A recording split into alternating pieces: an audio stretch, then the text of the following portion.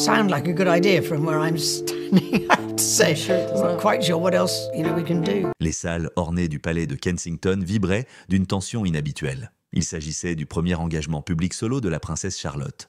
Un événement conçu non seulement pour marquer une transition symbolique, mais aussi pour présenter la jeune princesse au monde. Les invitations avaient été minutieusement préparées, chaque détail chorégraphié, le jardin, les discours, les photographes. Pourtant, sous cette apparence polie, quelque chose de plus sombre se tramait. Les observateurs et les initiés de la famille royale spéculaient depuis des semaines sur les raisons pour lesquelles cet événement, parmi tous ceux qui se produisaient, avait une telle portée. Mais au sein du palais, l'enjeu n'était pas seulement symbolique, il était stratégique. Face à la confiance fluctuante du public envers la monarchie, notamment après des mois de manchettes critiques concernant la diminution des apparitions publiques du roi Charles et le déclin de l'influence de la reine Camilla, l'émergence d'une nouvelle génération était vitale.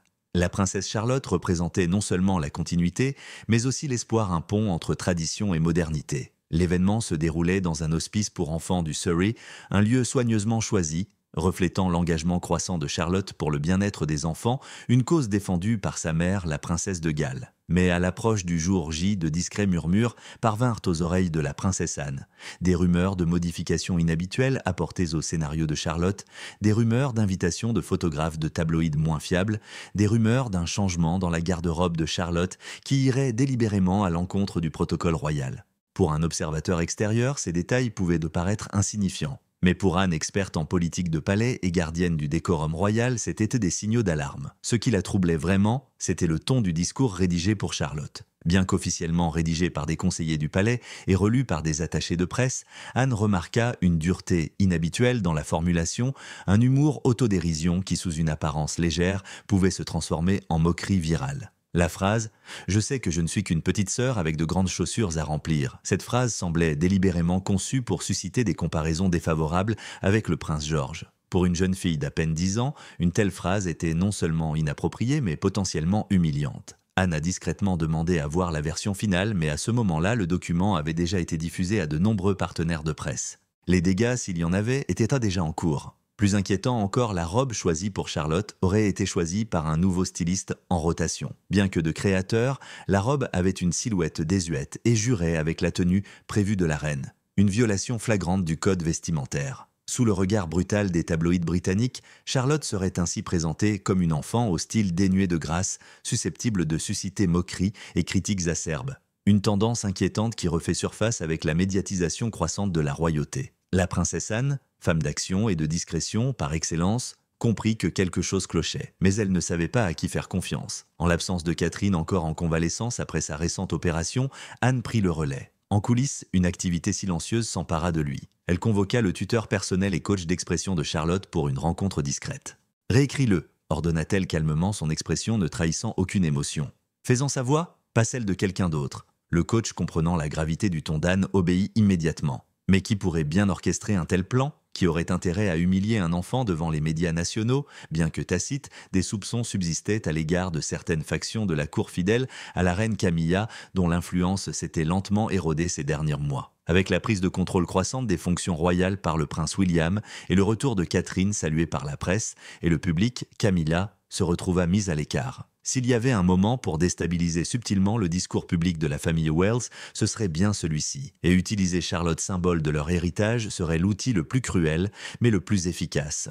Les tabloïds avaient déjà fait allusion à des tensions croissantes au sein du palais. Quelques semaines plus tôt, le Sunday Times a publié un article soulignant des chemins de plus en plus divergents entre le monarque et son héritier. Pendant ce temps, un Daily Mail, le chroniqueur, a fait remarquer de manière énigmatique que tous les conseillers du palais ne servent pas le même avenir. Dans ce sous-texte, les lecteurs expérimentés pouvaient sentir les frictions qui couvaient. Dans les jours précédant l'événement de Charlotte, les agents de la protection royale ont également constaté des demandes d'accréditation médiatique inhabituelles de la part de médias connus pour leurs titres salaces. Un tabloïd particulièrement agressif avait soumis une demande d'accès rapprochée à la scène invoquant une série de photos sur le développement de l'enfant. Une ruse, peut-être, pour immortaliser Charlotte dans ses moments de malaise. La princesse Anne, imperturbable, prit ses propres mesures.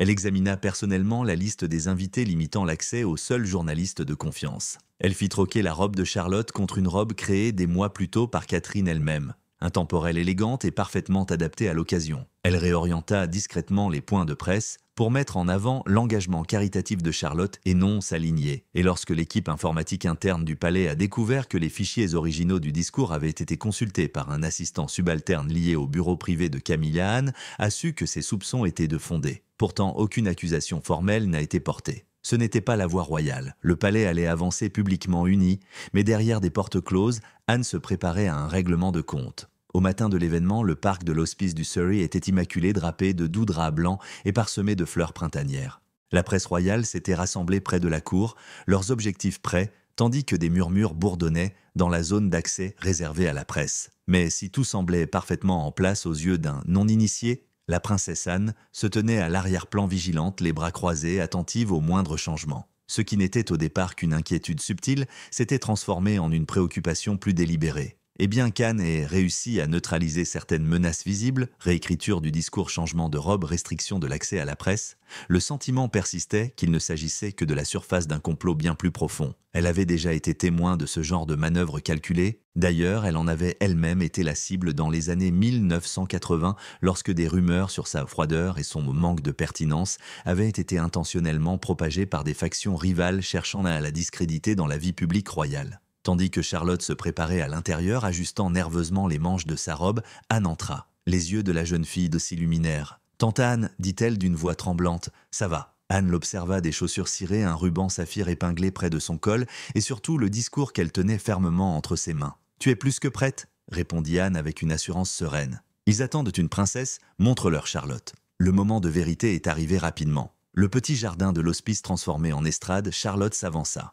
La foule applaudit poliment et les appareils photos déclenchèrent le déclic immortalisant la fillette de 9 ans pleine de sang-froid alors qu'elle commençait à parler. Ces mots désormais dénués de toute ironie condescendante étaient clairs et sincères. Aujourd'hui, il ne s'agit pas de titre ou de tradition, il s'agit de gentillesse et de la façon dont nous nous comportons les uns envers les autres. En coulisses, la princesse Anne resta vigilante, mais même elle n'aurait pu anticiper la manœuvre finale du camp adverse. Alors que Charlotte arrivait à mi-chemin de son discours, un léger bruissement près du premier rang attira l'attention d'Anne. Un photographe indépendant, jusque-là privé d'accès direct, avait réussi à franchir le cordon. Son appareil, nettement plus grand que celui standard de la presse royale, était déjà braqué sur Charlotte sous un angle bas et peu flatteur. Avant que la sécurité n'intervienne, il prit une rafale de clichés. L'instinct d'Anne s'éveilla.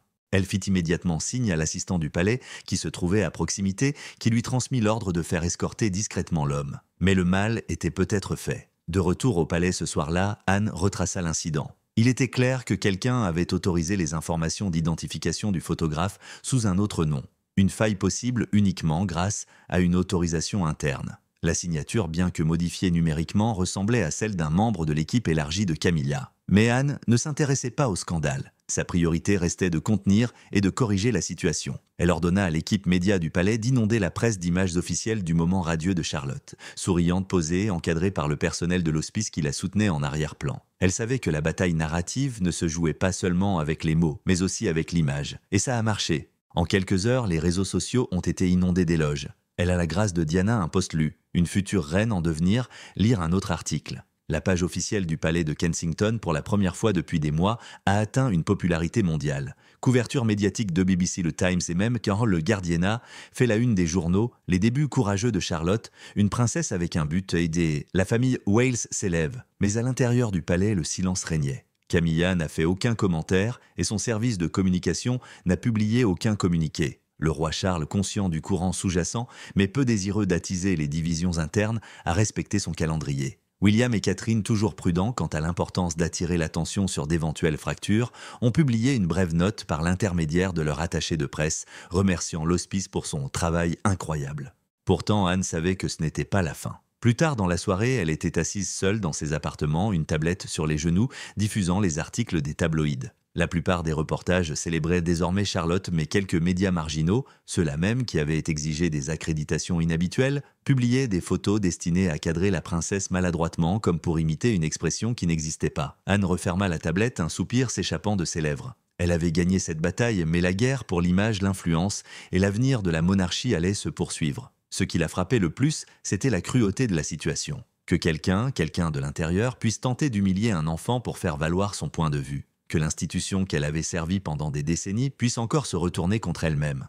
Mais s'ils pensaient qu'Anne se retirerait et les laisserait gagner, ils avaient mal calculé. Ce n'était que le début. Les jours suivants apportèrent un calme trompeur. Le public avait salué les débuts de la princesse Charlotte et les médias se tournèrent peu à peu vers d'autres sujets politiques internationaux, tensions économiques et même couverture des réussites scolaires du prince George. Pourtant, au palais, une tempête sourde grondait. La princesse Anne restait sur ses gardes. Elle savait pertinemment que ceux qui orchestrent des destructions subtiles frappent rarement une seule fois. Ce qui troublait le plus Anne n'était pas seulement la tentative de sabotage, mais la cible. Charlotte, encore en phase délicate de construction de son identité publique, s'était retrouvée dans la ligne de mire. Une enfant, un symbole d'innocence, de continuité. Et celui qui se cachait derrière cette manipulation l'avait fait avec une précision troublante. Le discours avant sa révision comportait plusieurs éléments alarmants. Si la plupart du public ne verrait jamais cette version, Anne en avait conservé une copie. Charlotte y était censée faire référence à ses nombreuses erreurs et à ses oublis parfois des règles royales.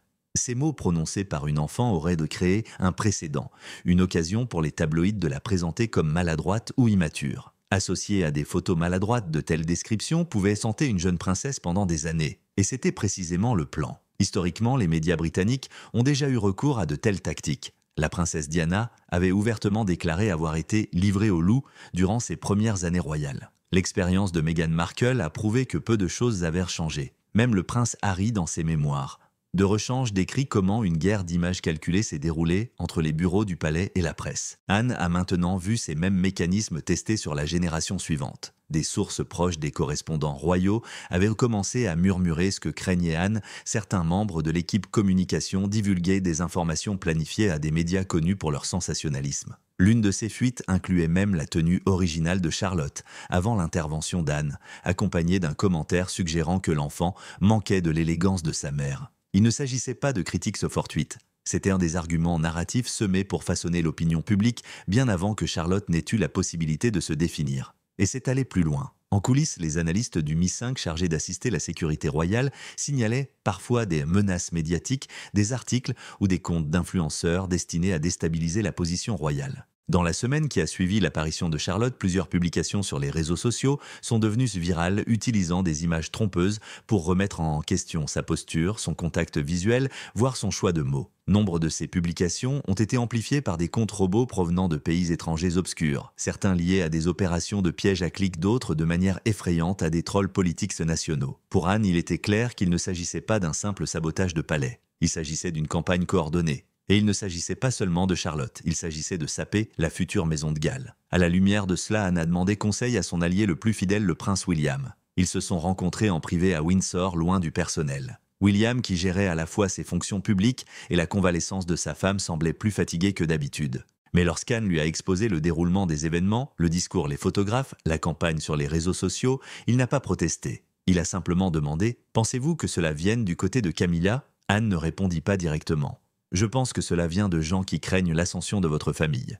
William marqua une pause. Alors c'est plus que de la jalousie, c'est une question de survie. En effet, nombreux étaient ceux au sein du système royal. Anciens courtisans, titres oubliés, alliés de longue date de la reine consort, qui s'étaient habitués à l'influence même en l'absence de popularité. Avec la santé déclinante du roi Charles, un phénomène encore non confirmé officiellement mais de plus en plus évident dans ses apparitions plus courtes et sa dépendance à l'égard de ses assistants, le vide du pouvoir se creusait. Guillaume et Catherine représentaient de l'avenir. Et cet avenir ne concernait pas tout le monde. Pour Anne, la stratégie à adopter exigerait de la subtilité. Une confrontation publique pourrait diviser la famille et envoyer des signaux dangereux au public et à la presse. Mais ne rien faire encouragerait ceux qui se cachent derrière. Elle a proposé une troisième voie, rehausser la notoriété de Charlotte par des initiatives positives et indépendantes. Au cours des 2 semaines suivantes, plusieurs annonces ont été discrètement faites. Charlotte serait nommée marraine d'une campagne d'alphabétisation pour enfants, ses œuvres figureraient dans un calendrier caritatif et elle co-animerait une collecte de fonds privés aux côtés de la reine Camilla pour un refuge pour victimes de violences conjugales. Une collaboration inattendue qui, bien que politiquement complexe, serait un vecteur d'unité. Anne savait ce qu'elle faisait. En plaçant Charlotte aux côtés de Camilla dans un environnement étroitement contrôlé, elle pouvait neutraliser les rumeurs de division tout en acculant les factions susceptibles de tenter un sabotage. Si la reine consort était publiquement alignée sur Charlotte, toute attaque future contre la jeune princesse porterait préjudice à Camilla elle-même. C'était un coup de maître, mais malgré ces manœuvres, Anne restait vigilante. Son équipe continuait de suivre les points de presse et une enquête discrète sur le réseau de communication interne du palais avait été ouverte. Cela prendrait du temps, mais la vérité finirait par éclater. Pendant ce temps, Charlotte prospérait. Lors du lancement de l'alphabétisation, elle s'est exprimée avec assurance, son ton était clair et son message puissant, chaque enfant mérite une histoire. Son image encadrée par une lumière douce et tenant un livre pour enfants a orné les premières pages de Le Télégraphe l'Indépendant et même Bonjour Revue. Et pourtant, Anne ne pouvait se débarrasser du sentiment que ce n'était qu'un répit temporaire. Car lorsque l'ambition rencontre la tradition, lorsque des rivaux silencieux gravitent autour du trône, même les enfants ne sont pas en sécurité. La princesse Anne comprenait pertinemment que l'image publique de la famille royale ne se résumait pas à des sourires et des robes. Il s'agissait avant tout de perception d'héritage et de pouvoir. Et lorsque ce pouvoir se sentait menacé, même les plus innocents pouvaient devenir les pions d'une guerre invisible menée derrière les murs du palais. Après la réapparition triomphale de Charlotte, un soupir de soulagement collectif s'était fait entendre au sein de la famille Wales. Mais pour Anne, le silence qui suivit fut plus alarmant que n'importe quel titre.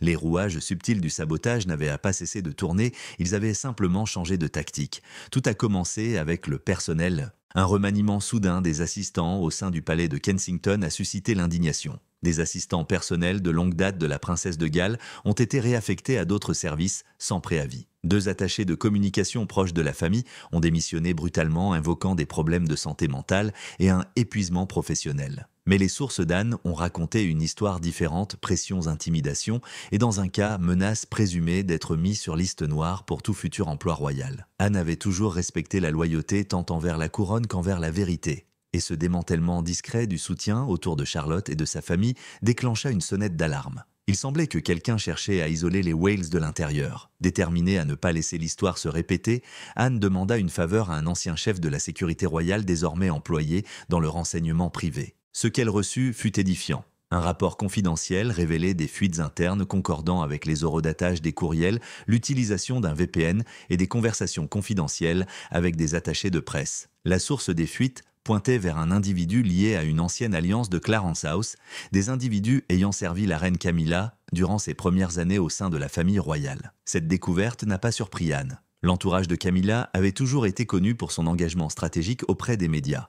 Mais ce qui l'inquiétait, c'était l'évolution de leur approche d'une manipulation douce à ce qui frisait désormais la déstabilisation institutionnelle. Il y avait aussi du nouveau, une agence de relations publiques récemment engagée par la Maison royale avait commencé à diffuser discrètement des récits qui mettaient subtilement en avant les petits-enfants de la reine Camilla et notamment sa petite-fille Elisa sur la scène publique. Des articles promotionnels parus dans des magazines lifestyle décrivaient Elisa comme une personne naturellement royale, éloquente et prête à assumer de futures responsabilités. Cela ne semblait pas être un mal en apparence, mais face à des articles remettant en question l'intense emploi du temps public ou la surexposition de Charlotte, le motif devenait plus clair. C'était un contraste. Élever un enfant tout en érodant discrètement l'image de l'autre.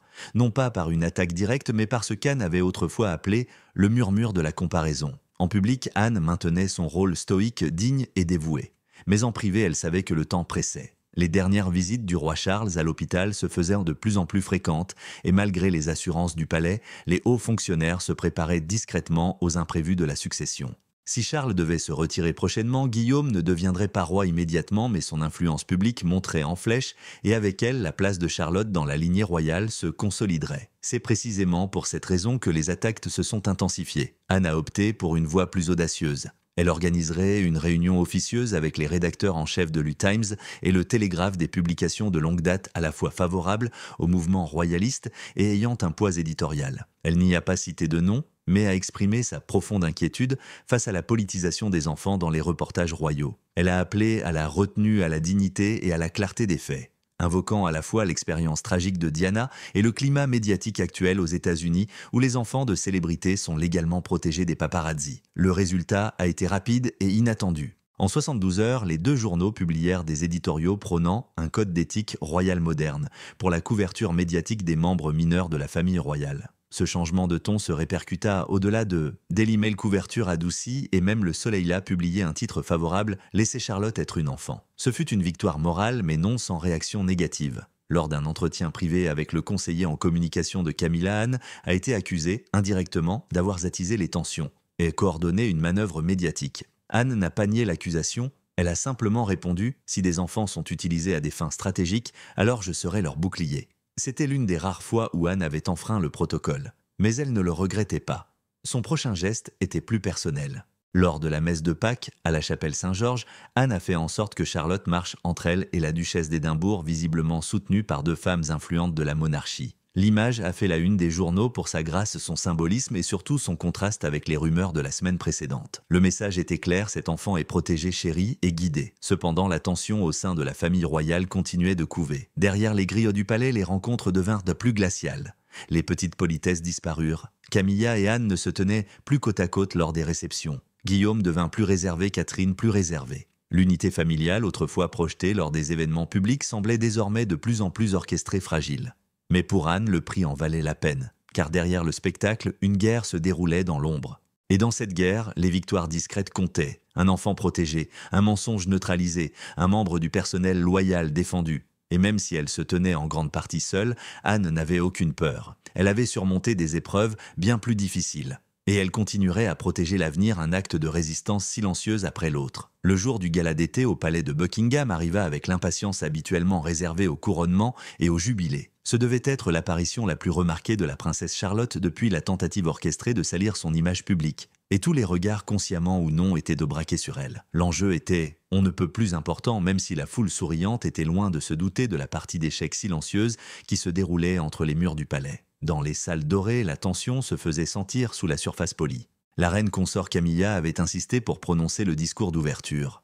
Guillaume accepta publiquement, mais en privé modifia subtilement le récit de l'événement. Anne, fidèle à sa promesse, veilla à ce que Charlotte occupe le devant de la scène au sens propre comme au sens figuré. Cette fois, chaque détail avait été scruté avec précision. Sa robe était simple mais saisissante, un ensemble bleu pâle créé par un jeune couturier britannique, l'un des jeunes créateurs préférés de Catherine. Le choix était délibéré, un clin d'œil à la modernité et à la force tranquille. Pas de bijoux lourds, pas de silhouette imposante, juste Charlotte posée avec la grâce et l'assurance d'une personne bien au-dessus de son âge. Avant d'entrer sous les projecteurs, Anne s'agenouilla pour lui murmurer quelque chose à l'oreille.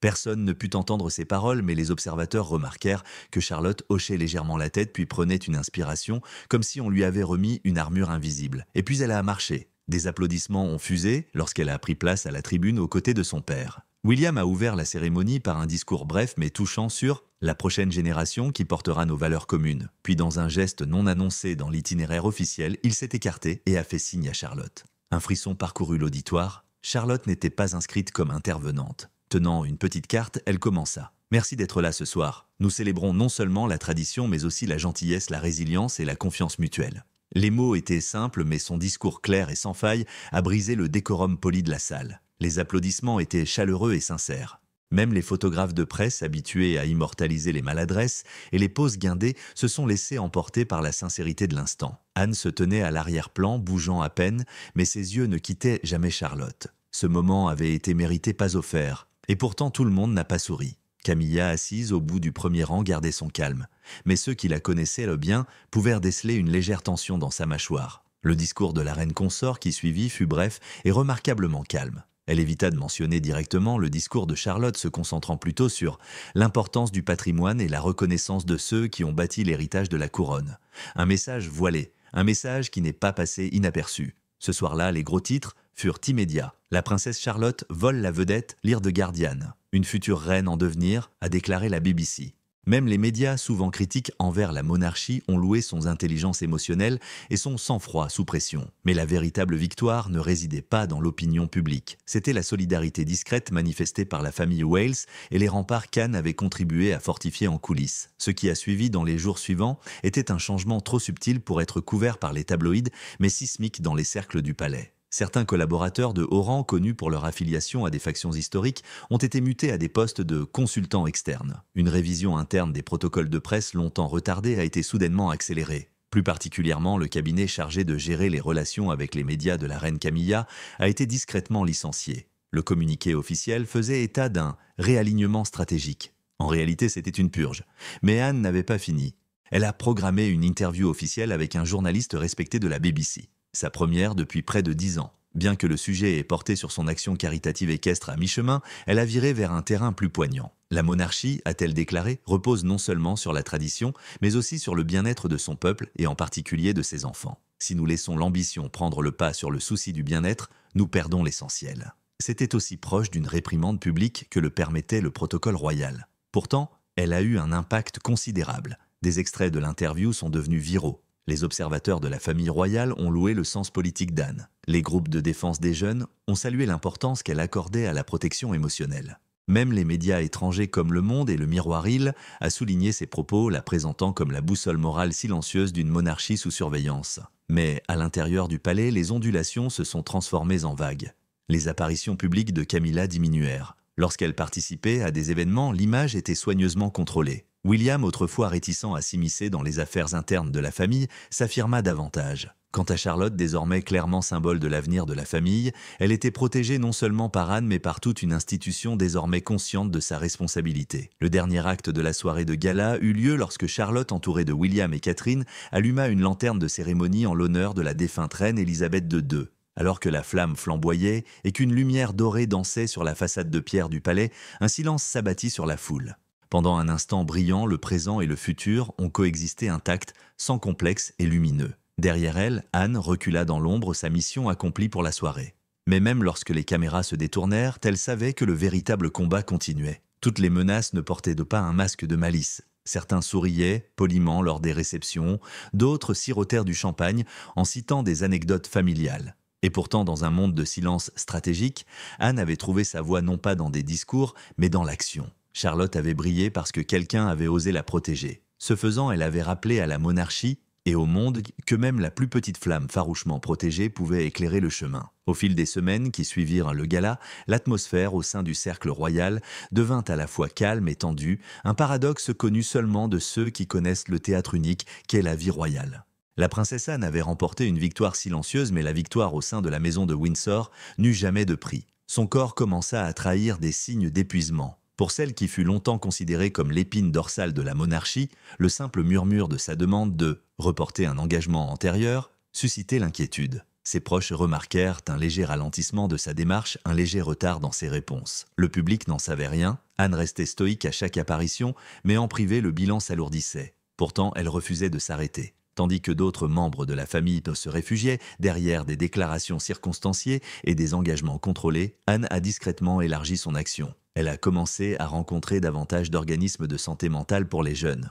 Dans une démarche qui a suscité à la fois des éloges et une désapprobation royale subtile, elle a organisé une visite privée dans une école de Croydon où elle a discuté directement avec les élèves du harcèlement de la force émotionnelle et de l'importance des espaces sûrs sans la moindre caméra à l'horizon. C'est là qu'elle aurait déclaré « Le courage ne se manifeste pas toujours haut et fort. Parfois, il suffit d'être présent même quand on a peur. » Un enseignant a ensuite partagé cette citation de manière anonyme, et elle est rapidement devenue virale sur les réseaux sociaux, associée à des images de Charlotte lors du gala et d'Anne elle-même datant de plusieurs décennies. Cela n'a fait qu'accentuer la surveillance de ceux qui, au sein du palais, résistaient encore à l'influence d'Anne.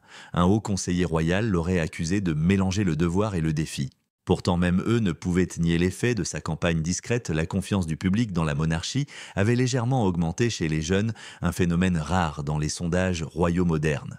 Mais l'acte de justice final d'Anne n'avait pas encore eu lieu. Il s'agissait d'un document confidentiel discrètement glissé dans le dossier hebdomadaire du roi. Préparé par un proche collaborateur d'Anne, ce document contenait des comptes rendus détaillés de malversations, des chronologies vérifiables de manipulation du personnel, des pressions avérées sur des collaborateurs subalternes et des efforts médiatiques stratégiques visant à déstabiliser la famille galloise. Il ne mentionnait pas directement la reine Camilla, mais ses implications étaient impossibles à ignorer. Ce qui a suivi n'était pas une confrontation, mais un réétalonnage. Le roi Charles, de plus en plus fragile et conscient de la fragilité de la position de la monarchie, à long terme convoqua une réunion privée avec Guillaume Anne et le lord chambellan. Des sources internes qualifièrent le ton de « mesuré » mais ferme. Si les détails n'ont jamais filtré, ce qui fut rendu public peu après en dit long, une étude interne complète fut commandée sur le fonctionnement de la maison royale. Des termes comme clarté éthique, alignement de la succession et des stratégies de représentation des jeunes commencèrent à apparaître dans les briefings.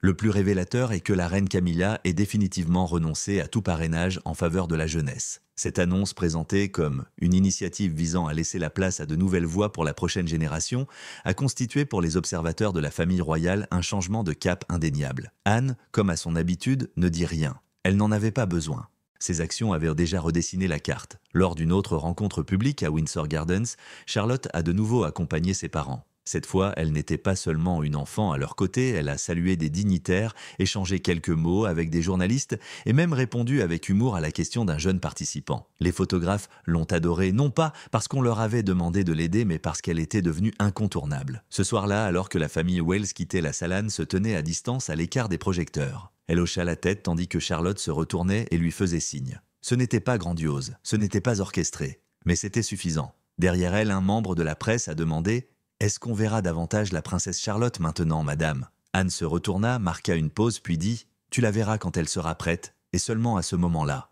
C'était une déclaration simple, mais au-dessous se trouvait un message adressé à tous ceux qui regardaient l'avenir de la monarchie ne seraient pas précipités, manipulés ou sacrifiés à des jeux de palais. Et Charlotte, bien qu'encore jeune, n'était plus seulement un symbole de continuité, mais aussi une enfant enfin autorisée à grandir selon ses propres conditions. Au final, Anne a payé un prix personnel. Son absence prolongée à certaines réceptions de haut rang a suscité des spéculations sur sa santé. Des rumeurs suggéraient qu'elle suivait des traitements préventifs. D'autres affirmaient qu'elle avait mérité son droit de se retirer. Mais Anne avait toujours compris que dans la royauté, se retirer n'était pas un repli sur soi, mais une stratégie. Elle avait passé toute sa vie au service de la couronne. Mais durant ces mois, elle avait accompli quelque chose d'encore plus difficile, elle l'avait protégée de l'intérieur.